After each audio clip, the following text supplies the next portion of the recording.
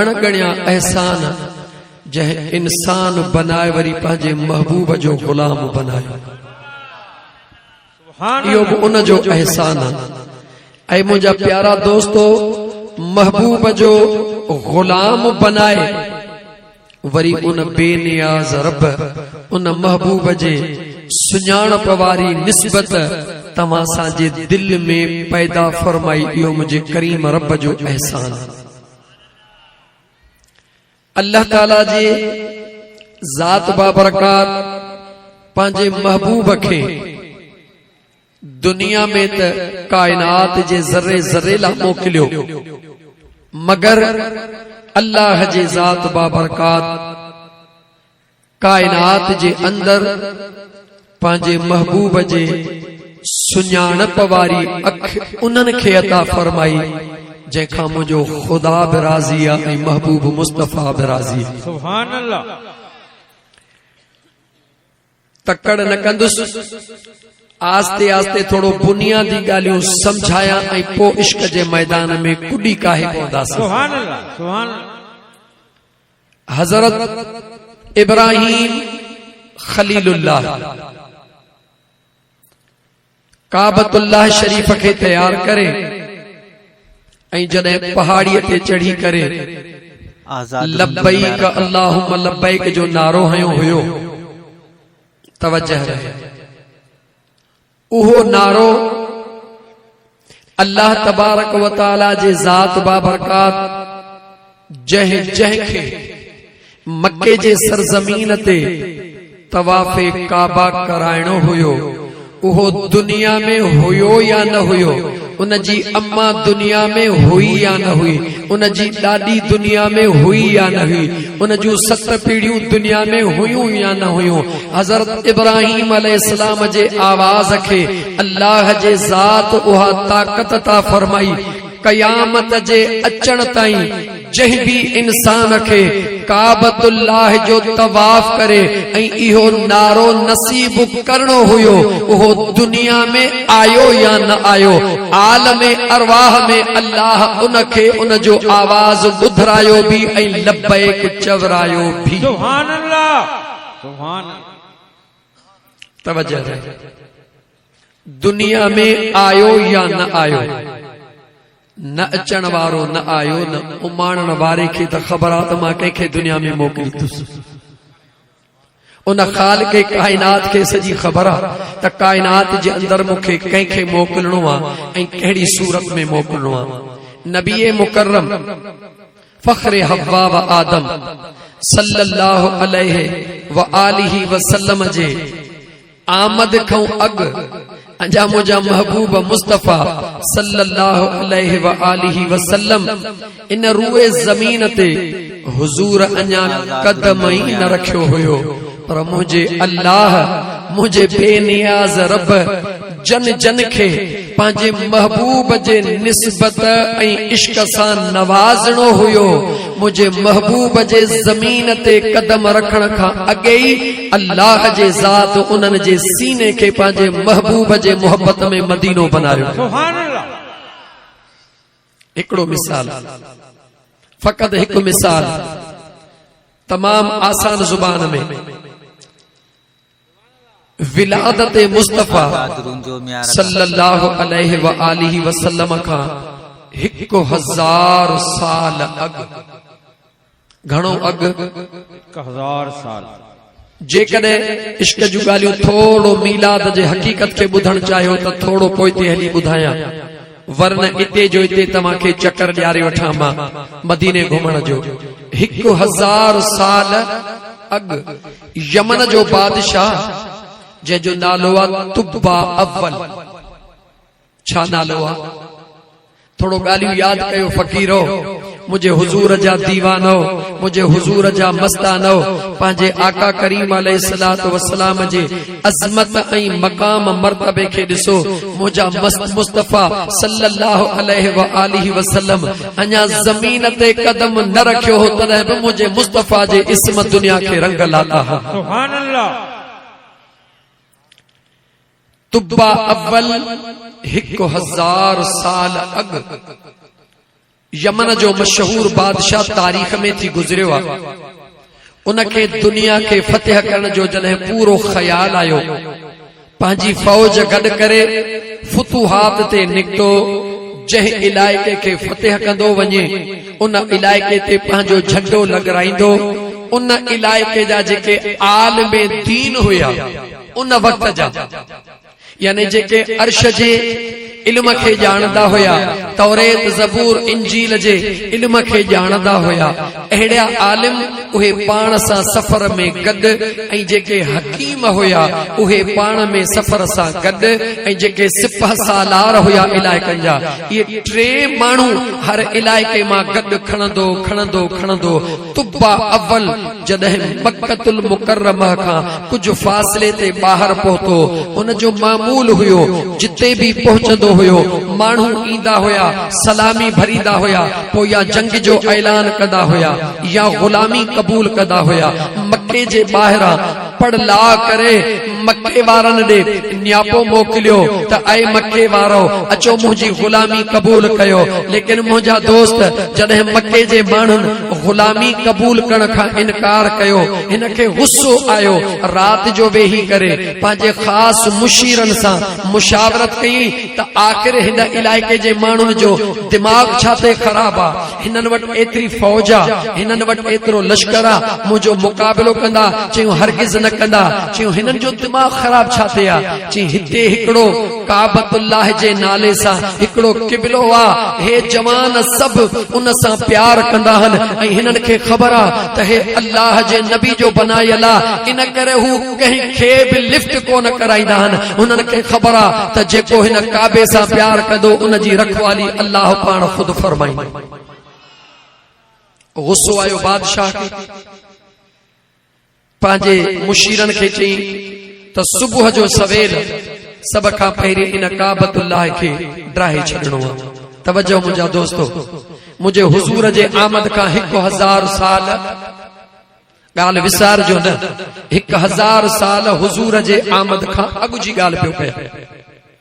जीअं हुन इरादो कयो काबतुल्लाह शरीफ खे शहीद करण जो, हिन इरादो मुकमिल करे जेॾी महिल पंहिंजे अफ़वाज खे आर्डर ॾियण वारो हुयो त हिन जे जिस्म में अजीब क़िस्म जी तकड़ी लॻी, हिन जे नक मां गंदो पाणी वहण शुरू थी वियो। जॾहिं गंदो पाणी वहण शुरू थियो, बदबूदार पाणी वहण शुरू थियो, फौरन पंहिंजे हकीमनि खे घुराई त हे अचानक मूंखे छा थी वियो आहे, ए अचानक मूंखे छा थी वियो आहे, मुंहिंजे नक मां गंदो पाणी छो पियो वहे? हकीमन हीअ दवा, हीअ दवा, हीअ दवा, हीअ दवा। लेकिन जीअं दवा मिले तीअं तकलीफ़ वधंदी वञे, जीअं दवा मिले तीअं तकलीफ़ वधंदी वञे। बादशाह चयो त हे यकीनन हकीमन जो कम नाहे, हे जेके रब्बानी आलिम गॾु खयां अथमि, जेके आसमान जो इल्म बि ॼाणनि था, फरिश्तनि जो इल्म बि ॼाणनि था, जिन खे आसमान जे मुतलक बि मालूमात आहे, इल्म नुजूम जे मुतलक बि मालूमात आहे। इन्हनि आलिमनि खे घुरायो। जॾहिं उन आलिमनि खे घुरायो, उन्हनि आलिमनि मां हिकिड़े रब्बानी आलिम चयो, ऐं बादशाह हिकिड़े सवाल जो जवाब ॾे त तुंहिंजे बीमारीअ जो इलाज मां थो ॾियां। बादशाह चयो ॿुधा।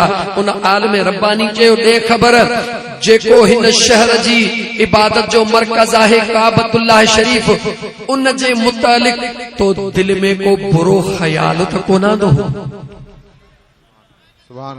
उन आलिम रब्बानी सवाल कयो।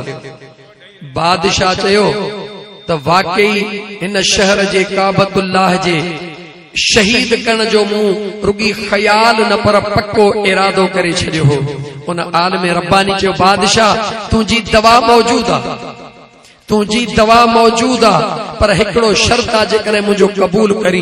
बादशाह तुब्बा अव्वल चयो ओ कहिड़ो शर्त आहे? चवे तो उन काबे ॾे हल ऐं उन काबे ॾे निहारे अल्लाह जे दरबार में दुआ घुरी चओ, ओ मुंहिंजा मौला, जंहिंजे करे ही काबो बनायो अथई, जंहिंजे करे ही काबो बनायो अथई, मौला उन यार जे सदके मूंखे माफ़ी ॾे, मां वरी इहो इरादो पंहिंजो कॾहिं बि न कंदुसि।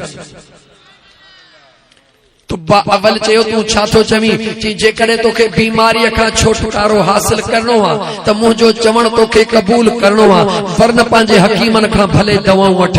त उन बादशाह चयो अगरि मां तुंहिंजो शर्त क़बूल कयां ऐं मुंहिंजी बीमारी ख़तम न थिए, उन आलिम रब्बानी चयो ईअं थी नथो सघे त तूं मुंहिंजो शर्त क़बूल करी ऐं तुंहिंजी बीमारी ख़तम न थिए, मां तोखे इजाज़त थो ॾियां अगरि तुंहिंजी बीमारी ख़तम न थिए त तूं मुंहिंजे सिर खे कलम करे छॾिजां। 400 उलमा उन सां गॾु हुया, उन्हनि ताईद कई त हिकिड़े हिन जो सिर न पर असां जेके 400 असांजो सिर तूं कलम करे छॾिजां।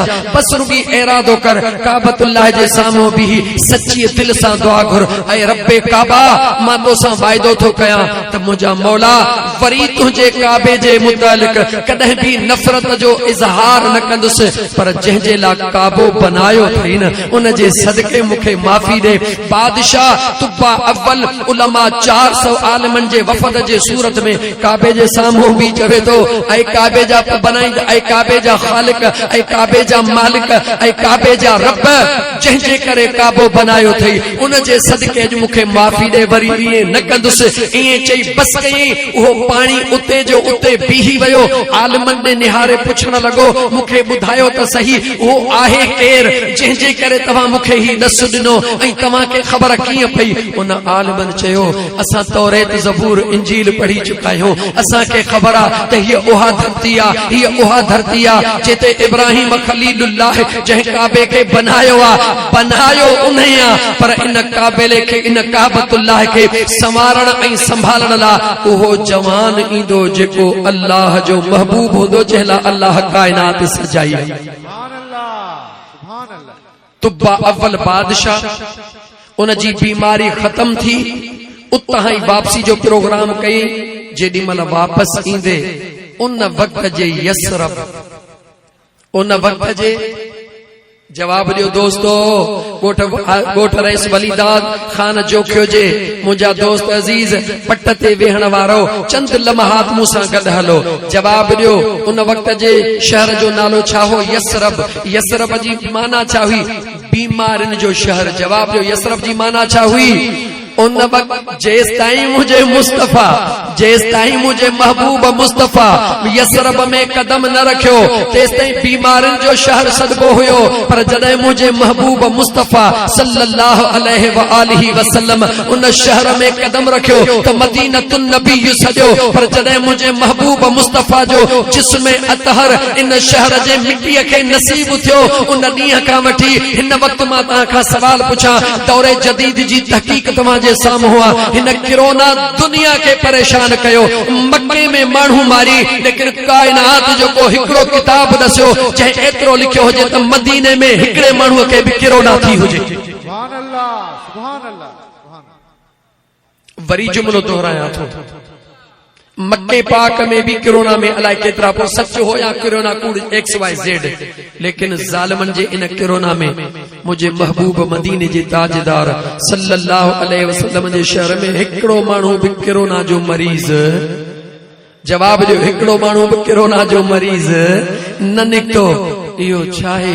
इहा कंहिंजी बरकत आहे। ऐं मुस्लमान सोच, मां अर्ज़ पे कयो त काबतुल्लाह खां उहो पूरो वफ़द तुब्बा अव्वल जे सरबराहीअ में जॾहिं यसरब में पहुतो, यानी बीमारनि वारे इलाइक़े में पहुतो, खजनि जा वण ॾिसी करे बादशाह कुझु टाइम रही जेॾी महिल निकिरण जो इरादो कयो त उन 400 आलिमनि चयो ऐं बादशाह यमन खां वठी करे हिन यसरब ताईं तोसां गॾु आया आहियूं, ऐं उहे 400 आलिम ॻाल्हि नोट कजो, उहे 400 आलिम उहे हुया जन शादी ज़िंदगीअ में कोन कई हुई। उन 400 आलिमनि चयो ऐं बादशाह हाणे असां तोसां अॻिते गॾु न हलंदासीं। ऐं आलिमो तव्हां छो नथा हलो? चयो ऐं बादशाह जंहिं महबूब जे लाइ असां आसमानी किताबनि में पढ़ियो हुयो, जंहिं महबूब जे लाइ असां सभु सॼी ज़िंदगी इश्क ऐं मोहब्बत में गुज़ारी हुई, हितां जूं निशानियूं ॿुधाइनि थियूं पयूं त अॼु न त सुभाणे महबूब ईंदो ज़रूर, पर हीअ उहा जॻह जिते जंहिं लाइ रब काइनात जोड़ी आहे उहो महबूब हिते ईंदो। सुभान अल्लाह, सुभान अल्लाह। 1000 साल हुजूर जे आमद खां, जवाब ॾियो, 1000 साल हुजूर जे आमद खां अॻु इन ॻाल्हि जी तहक़ीक़ सां थो ॿुधायां, गौर कजो। बादशाह ॾिठो त 400 आलिम उहे ई हन जन काबतुल्लाह में मूंखे ॾस ॾिनो त मुंहिंजी बीमारी खत्म थी वई। यकीनन अल्लाह वारा हन, यकीनन ही अल्लाह जा सालिह बाना हन। उन बादशाह चयो ठीकु आहे। बादशाह ऐलान कयो इन 400 आलिमन जा घर बनाया वञन। तवज्जो, यसरब जी जेका वादी सब खां पहिरीं आबाद केर थो करे, चयो तुब्बा अव्वल जेको यमन जो बादशाह आलिमन जी 400 आलिमन जा घर ठही विया।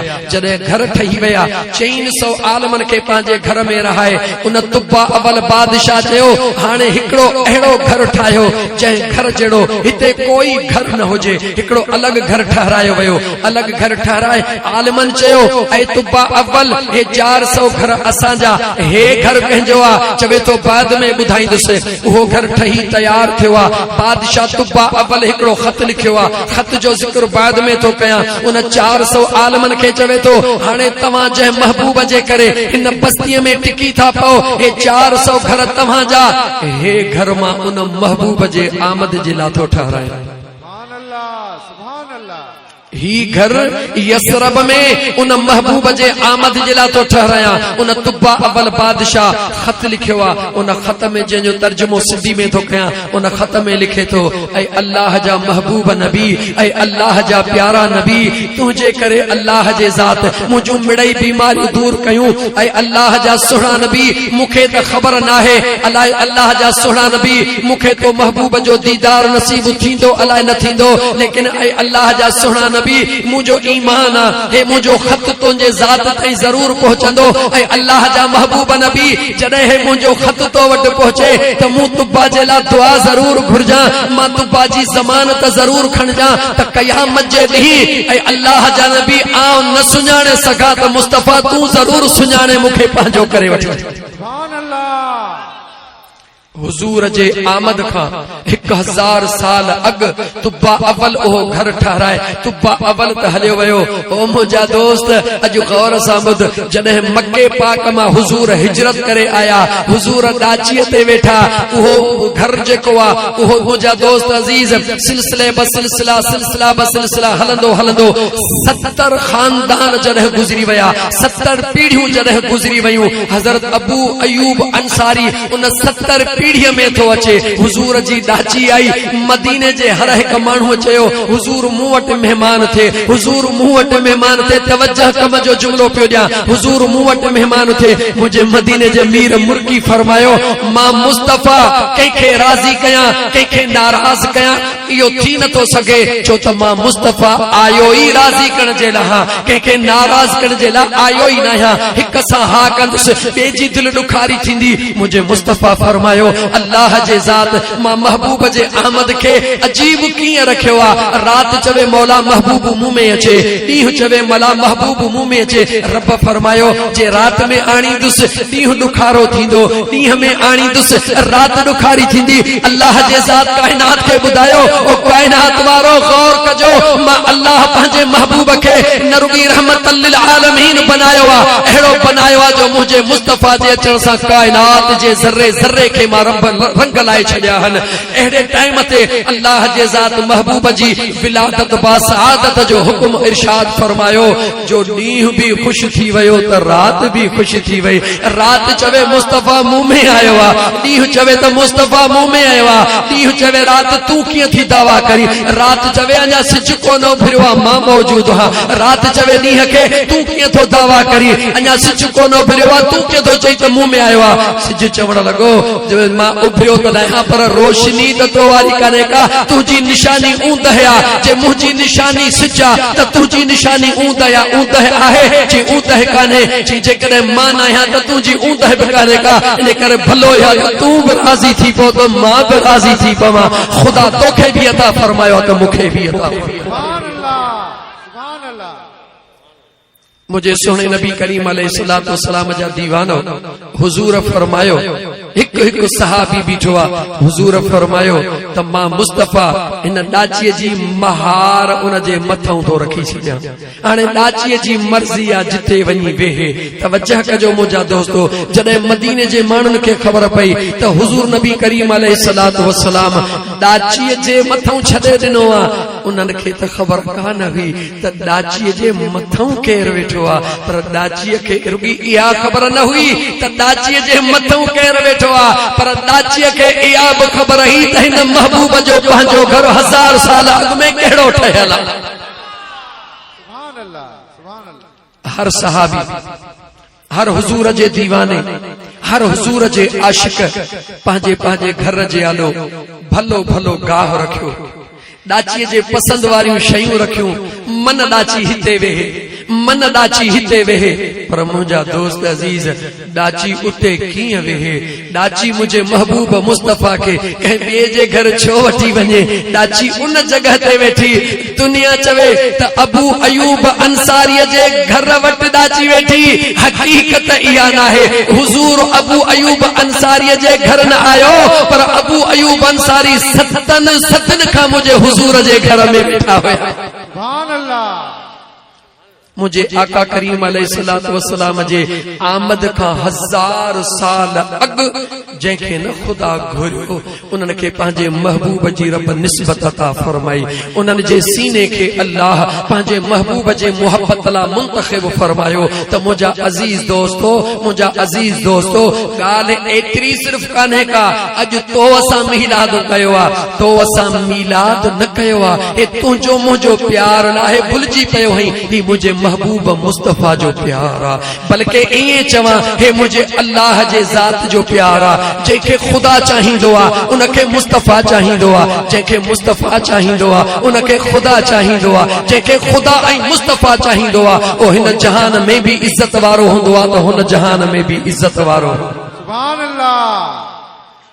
त मां अर्ज़ करण पे चाहियो त मुंहिंजे करीम आका सल्लल्लाहु अलैहि व आलिहि वसल्लम जे आमद जी खुशी अल्लाह जे ज़ात हबीब जे अचण को अॻु में बि जन खे नसीब कई तन खे कोन ॻाल्हायो जन खे ख़ुदा चाहियो उन्हनि खे महबूब जे अचण को अॻु में ई अल्लाह पंहिंजे महबूब जो कुर्ब नसीब कयो ऐं जन खे ख़ुदा नथो चाहे 1400 साल गुज़री विया अॼु बि इनकार जे पुठियों इनकार अॼु भी इनकार जे पुठियों इनकार आ हालांकि दुनिया जी तारीख़ गवाह दुनिया जी तारीख़ गवाह त मुंहिंजा महबूब जंहिं दाचड़ीअ ते कदम रखियो उहा दाचड़ी जॾहिं ॻोठो निकिती त हली न पई सघे हली मां पोइते रहिजी वई मुंहिंजे मुस्तफा कदम रखियो त दाची बिजलीअ खां वधीक तेज हलण लॻी यानी जानवर हुई पर हुजूर जे कदम खे उन सुञातो ईअं चवां उन न सुञातो पर मुंहिंजे रब उनखे सुञाणप अता फरमाई। सुभान अल्लाह।